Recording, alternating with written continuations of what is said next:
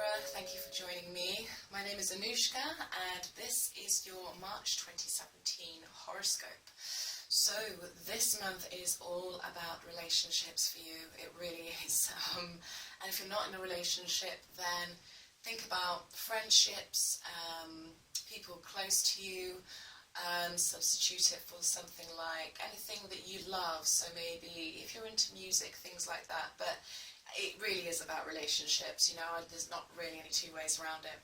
So, starting off this month, so the sun, your sun is in 6th house of Pisces, so a bit of your energy might have been put towards work, but really, I mean, on the 1st, you've got the moon, you've got Venus, you've got Mars, you've got Uranus, and they're all in your 7th house.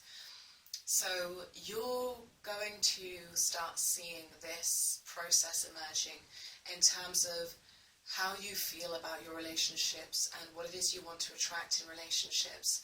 The 1st really does kick it off with that kind of, you will probably be thinking about, or you'll probably get something come up on that day which makes you think about relationships you've had or the relationship you're in. There's just going to be a lot of energy in this area for you, and so that's kind of how we begin this. You might have been putting some of your energy into work and your thoughts into work, but this will quickly turn to relationships and love and those close to you.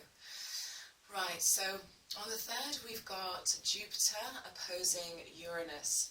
So Jupiter is in Libra, it's in your 1st house, and it's opposing Uranus in that 7th house. So it could be that you get a bit excited, you get quite enthusiastic about the idea of new love.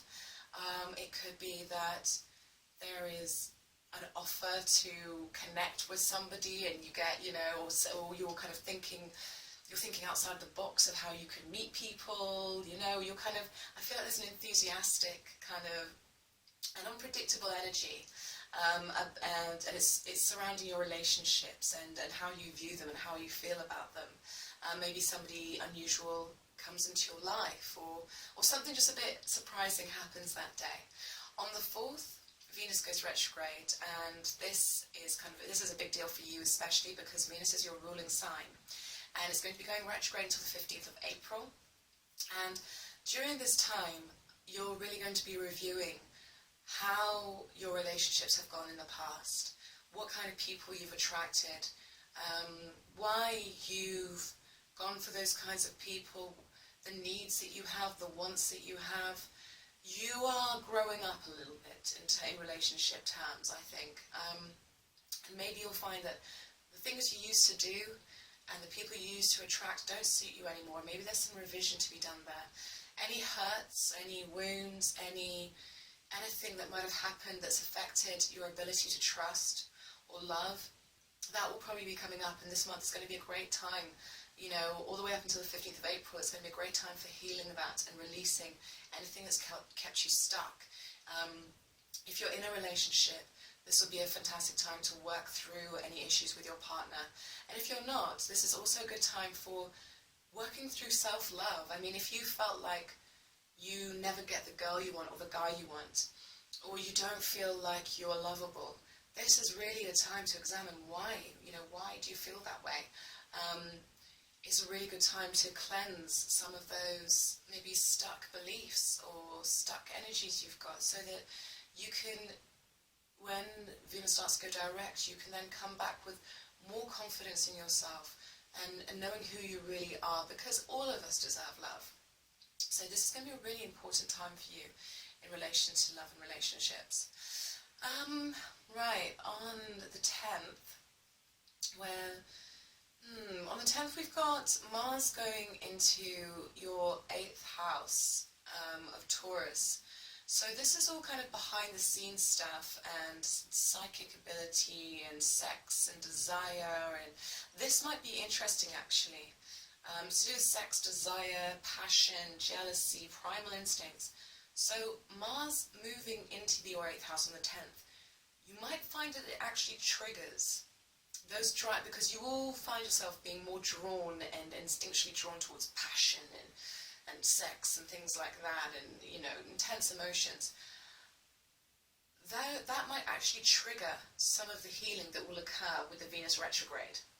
So with Mars moving there, and with that intensity and that passion, it might actually bring to light why you do some of the things you do. You might experience some strong emotions that might make you go, oh, hang on a minute, it's because of this emotion and how I handle it, and that's why I've attracted these kinds of people in the past. So I don't know if you see how that actually works together.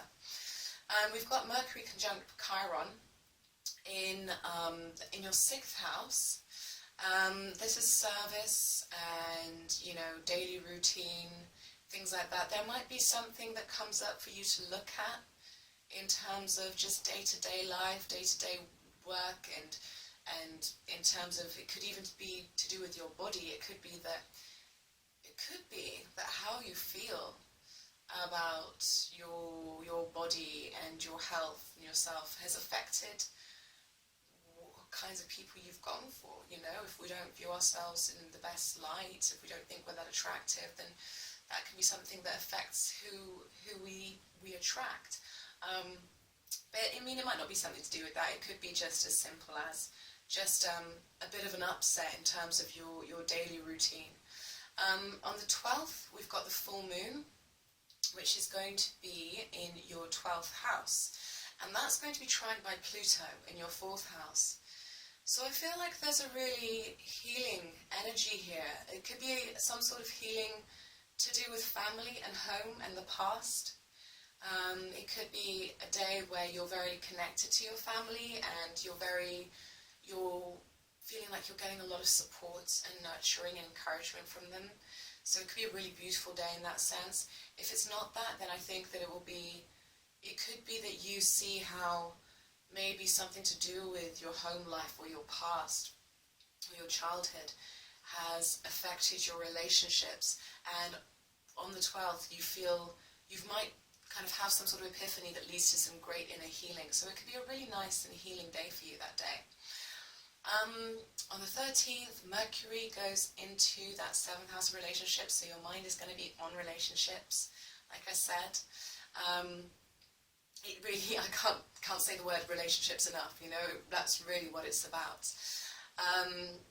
We have got then the Sun entering the 7th house again, and that's going to be on the 20th. Your energy is really going to be all about that.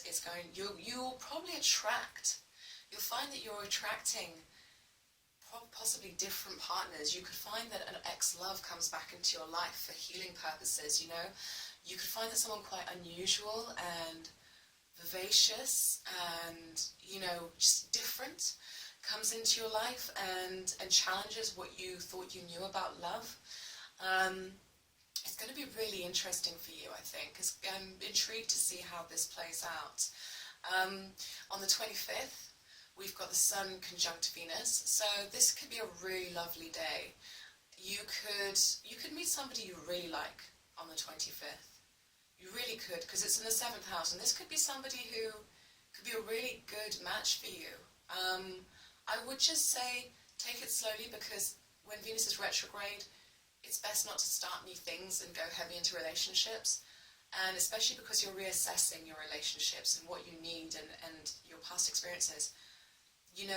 It's not wise to jump headfirst into a deep relationship whilst you're also assessing that whole thing. So I'd say take it easy. But you could find yourself having some fun. There could be someone you're very attracted to or who's very attracted to you. There could be people, there could just be a lot of really nice connections going on, for you to enjoy. That's followed 2 days later by a new moon in the 7th house as well. So you see you're getting a lot of fresh, positive energy towards the end of the month surrounding relationships. So it's like at the beginning of the month, you're maybe mulling things over a little bit more. You're considering things, you're wondering about things. Maybe there are some hurts that come up to do with relationships. There's some healing to be done. But then around the 20th to the 27th, there starts to become this fresh energy and a feeling like, after all this mulling things over and maybe healing, you're starting to understand what you need even more and what you want. And by doing so, you're starting to attract some really positive experiences.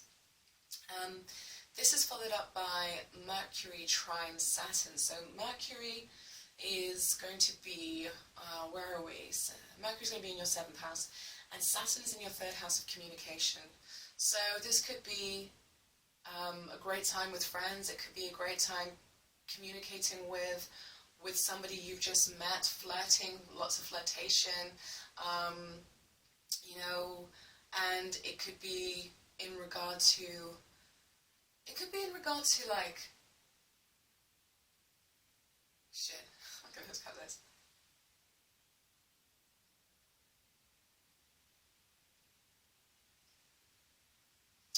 And on the 29th, we've got Mercury trine Saturn. Mercury is, of course, in your 7th house, and Saturn is in your 3rd house. And it could be that a conversation with somebody who you, maybe with your partner, or a conversation about love, about relationships, gives you some real insight and some grounding and some clarity as to where you want to go. We finish the month off then with Mercury heading into your 8th house of Taurus, so following Mars. And, pardon me, sorry. So following Mars, and so your thoughts might take you even deeper. So you're still going to be thinking about love, you're still going to be, there's stuff to work through in regards to love because Venus is still retrograde. But the thoughts may go to an even deeper level. You know, you might really go into some deep healing now.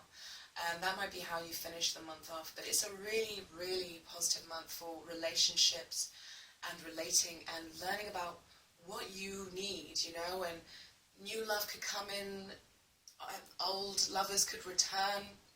There could be some real healing in regard to relationships, and I think you're going to change your tastes ever so slightly.